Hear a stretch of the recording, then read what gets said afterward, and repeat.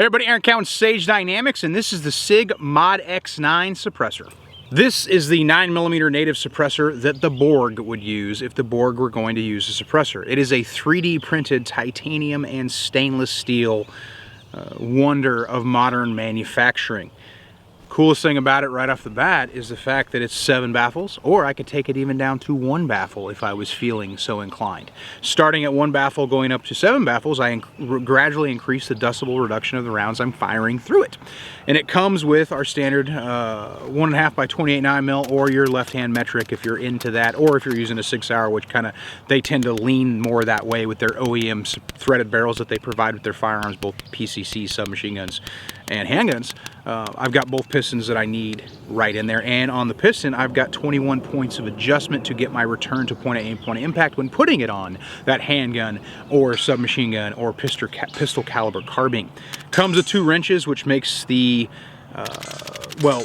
removal of baffles very, very easy, very straightforward.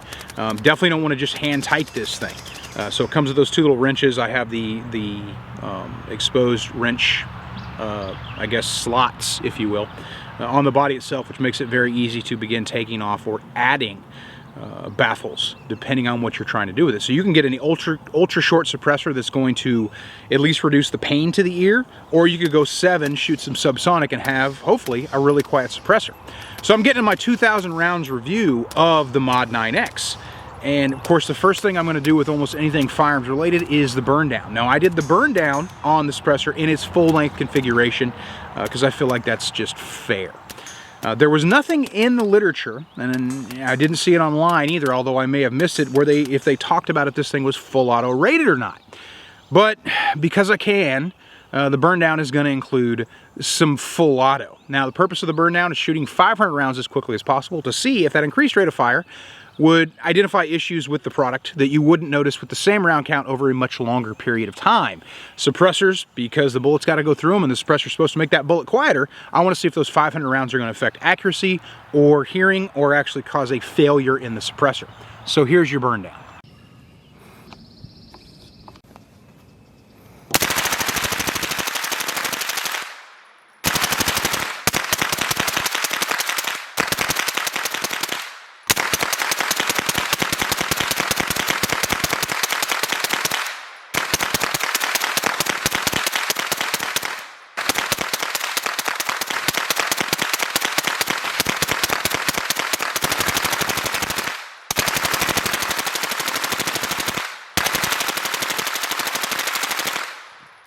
No issues whatsoever with that 500 round burn down. Wasn't all full auto, of course, because I got to be a little bit respectful of the integrity of the material, especially when they don't, I couldn't find where it said if it was coded for full auto or not. So I got the suppressor nice and toasty in its full 7 baffle configuration and didn't identify any issues. Sound attenuation remained fine, and it didn't cause a noticeable change in accuracy during the burn down process.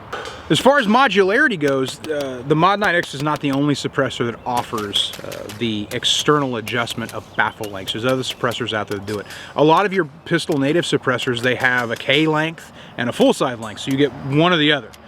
This one, I can take it down, like I said, almost to 1 baffle. Or I can go all the way up to 7, or I can find a sweet spot somewhere in the middle.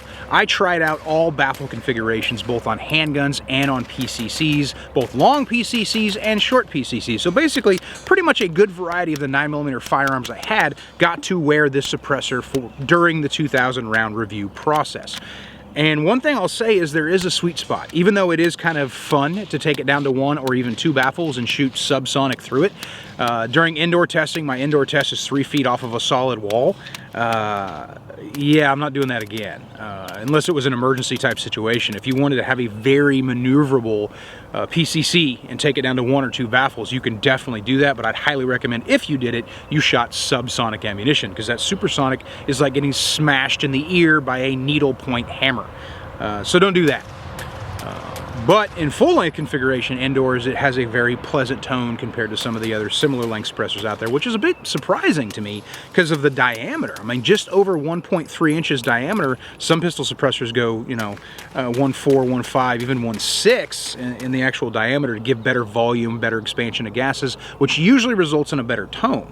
And just looking at the baffles, which is very easy to do because I can just wrench this thing apart, I don't see any dramatic difference in design to the baffle technology. They didn't try anything new. It's no crazy shape or anything like that. And some of these suppressors, you take them apart and the baffle looks like almost like one of those little games where you got to get the ball from one end to the other through a maze, even though the outside kind of looks like that. The inside just looks like a regular, reliable, proven baffle design, a notch baffle, if you will. But even like that, or I say even being that way, I got a really good tone out of this thing, especially in the full 7 baffle configuration. From first to last round, I was very impressed with the performance of this suppressor. Unfortunately, because the ATF is usually just a big downer on anything fun, legally you can't buy a second one of these and then have suppressor Legos. So this is all you're supposed to do with it.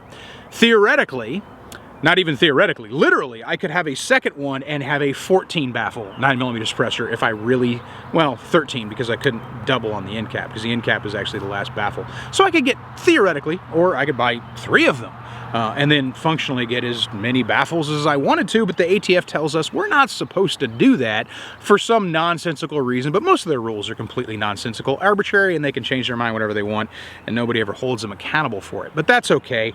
It's not okay, but we'll say it's okay just so we can get off this tangent that I went off on. Modularity is great.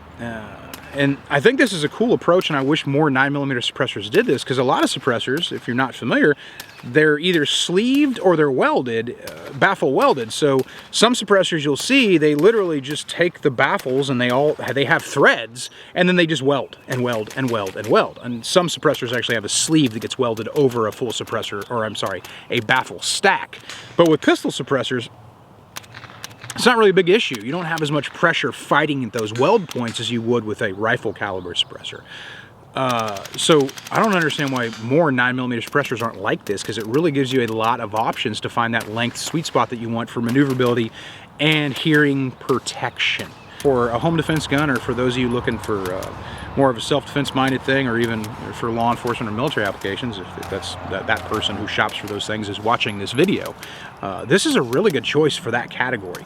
You can go super short, run supersonic or subsonics, or you can go long and run subs or supers. I wouldn't run supers, like I said, on the shorter configurations unless it's only going to be for a few shots, or you're going to run ear pro.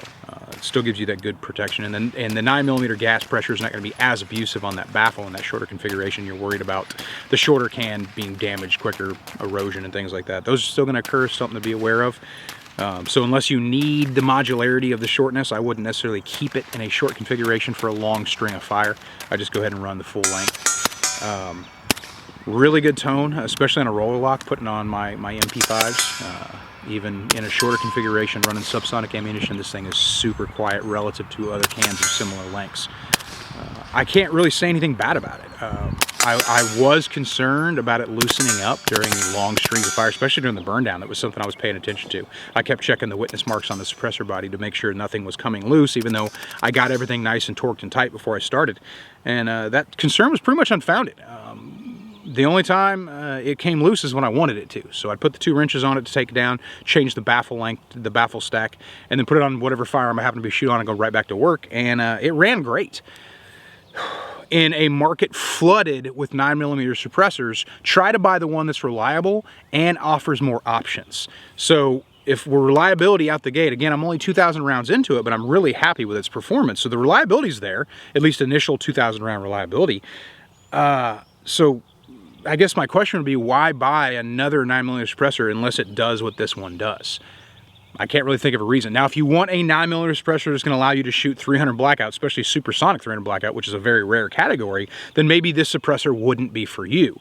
But otherwise, I don't really see any reason to go after any other 9mm cans unless they do what this one does. I'm Eric Howe with Sage Dynamics. Train accordingly.